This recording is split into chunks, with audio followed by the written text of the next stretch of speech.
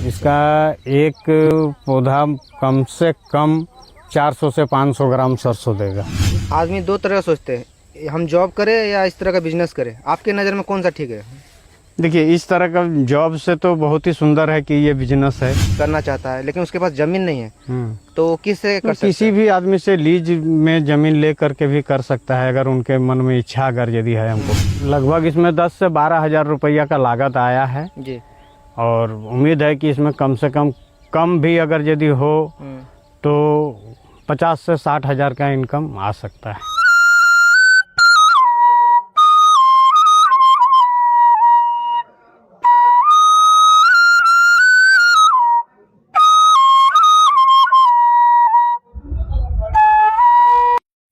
जोहार दोस्तों, हमारे चैनल में आपका स्वागत है। झारखंड में बेरोज़गारी बहुत है। बेरोज़गारी देखें तो आज का रोज़गार मिलना बहुत मुश्किल है। तो लोग कैसे घर में रह के, गाँव में रह के, बंजर ज़मीन में किस तरह खेती करके अपना गुजारा कर सकते हैं, किस तरह रोज़गार, किस तरह इनकम कर सकते हैं, उसी को लेकर आज का ये वीडियो है। तो वीडियो के लास्ट तक बने रहेगा। आप चारों तरफ देख रहे होंगे, यहाँ पर सरसों का खेत है। तो ये जो एक बंजर ज़मीन है, बंजर ज़मीन में एक दादा हैं जो अभी यहाँ पे खेती किए हुए हैं। तो आप किस तरह बंजर ज़मीन में कम पूंजी में ज़्यादा मुनाफा कर सकते हैं, उसी को लेकर वीडियो है। आज जो हमारे साथ जो दादा जुड़े हैं, इसी के बारे में विस्तार में बताएंगे। तो वीडियो के लास्ट तक बने रहेगा। तो सबसे पहले हमारे चैनल में आपका स्वागत है। थोड़ा हमारे दर्शकों को अपना परिचय देंगे थोड़ा। मेरा नाम उमाशंकर महतो, टाटा सिजवा शिव मंदिर बस्ती के निवासी हैं। खेती करना मेरा एक हॉबी है, इसको हम अपना हॉबी मानते हैं। और ये सरसों की खेती हम कई वर्षों से कर रहे हैं जी। ये जो सरसों लगाने का विचार आपको कैसे आया? सरसों लगाने का विचार इसलिए है कि इस ज़मीन को बनाने के लिए सर्वप्रथम हम इसमें सरसों ही डालते हैं, जो कि कम लागत, कम पूंजी और कम मेहनत में उत्पादन हो जाता है। इसके लिए सरसों का खेती की है जी। तो ये जो सरसों कितना लगाया? सरसों इसमें 12 केजी सरसों लगा हुआ है। ये एक बंजर ज़मीन में आप सरसों लगाए हैं? बंजर ज़मीन। तो ये जो 12 केजी लगाए हुए हैं, लागत कितना लग जाता है और मुनाफा कितना होता है सरसों खेती में? अगर इसमें लगभग इसमें 10 से 12 हज़ार रुपया का लागत आया है जी। और उम्मीद है कि इसमें कम से कम भी अगर यदि हो तो 50 से 60 हज़ार का इनकम आ सकता है। यानी कि अगर आपके पास बंजर ज़मीन है और कम पूंजी है, तो बंजर ज़मीन में भी आप मतलब सरसों का बीज डाल के अच्छा मुनाफा कर सकते हैं। यानी 10 हज़ार से देख सकते हैं, यानी कि कहीं ना कहीं 6 गुना 7 गुना तक आप मुनाफा ले सकते हैं।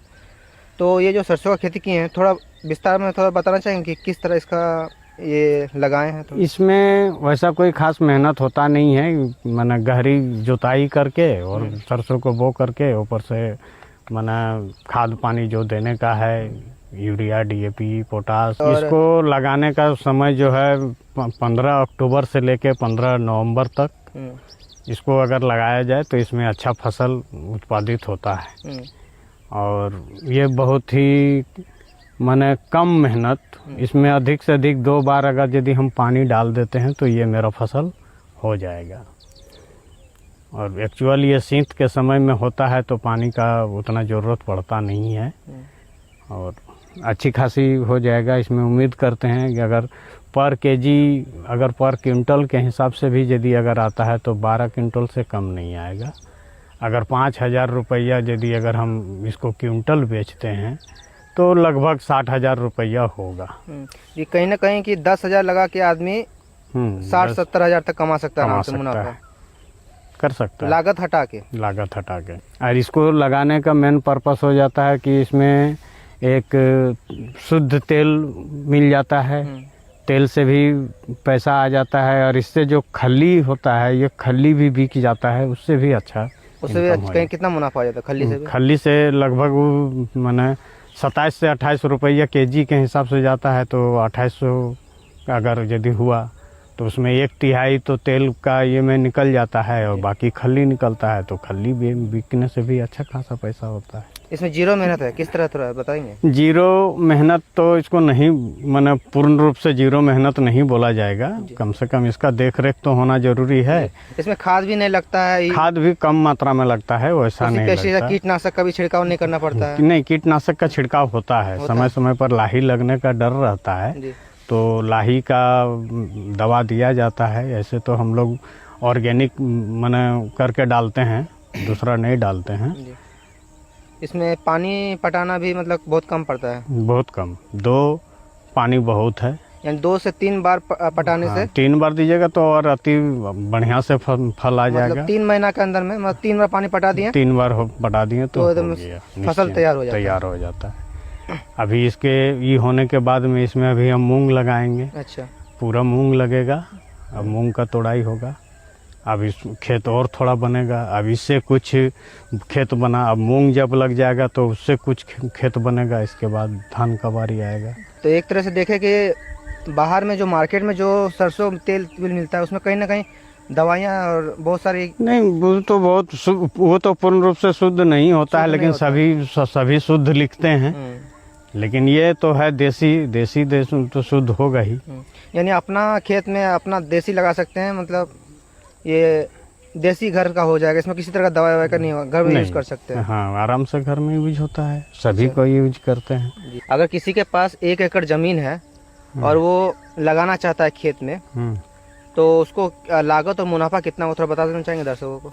हाँ, लागत अगर 1 एकड़ है तो उसमें करीबन 1.25 kg के आसपास, माने 1.25 kg 2.5 kg तक अगर डाल भी देता है तो 2.5 kg सरसों को लगेगा। हाँ, लगेगा। तो इसमें तो क्या माने कम है, बहुत कम लागत है। अच्छा। 150 रुपया या 160 रुपया kg के हिसाब से लगता है। 1 एकड़ में 700 रुपया लगेगा। 700। और मुनाफा कितना हो जाएगा उसका? उसमें कम से कम कितनों अगर यदि होगा तो लगभग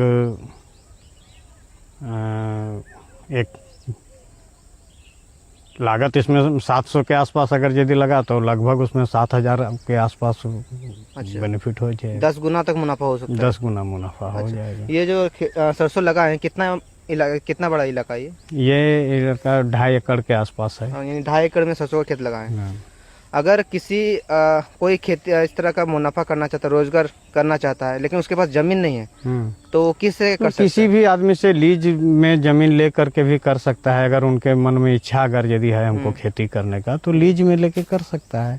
लीज में तो मिलता है, वैसे आदमी से संपर्क बनाना पड़ेगा। नियम कानून बहुत नहीं, देखिए नियम कानून आजकल तो वैसा कोई देना नहीं चाहता है। सब तो आदमी बंजर रहना पसंद कर लेता है, क्योंकि हम अगर उनको खेत दे देंगे तो हो सकता है कि वो मेरा खेत से ज़्यादा मुनाफा कमा लेगा। हाँ, लेकिन ऐसा सोच रखने वाला बहुत ही कम होता है जो कि लीज में देता है। इसे देना चाहिए। आप जब खेती कर नहीं रहे हैं तो कोई ये करने का इच्छुक है तो उसको सहायता करना चाहिए। एक होता है आदमी जॉब करते अपना इनकम करता है, एक होता है इस तरह का बिजनेस करके इनकम करता है।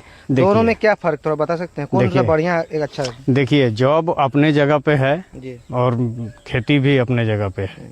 लेकिन खेती ऐसा है कि जॉब तो मैं भी करता हूँ, लेकिन जॉब करने के अलावा भी हम इसको करता हूँ। एक तरह से साइड इनकम हो जाता है। ये साइड इनकम एक तरह, हाँ, मेन इनकम उधर है, साइड इनकम ये है।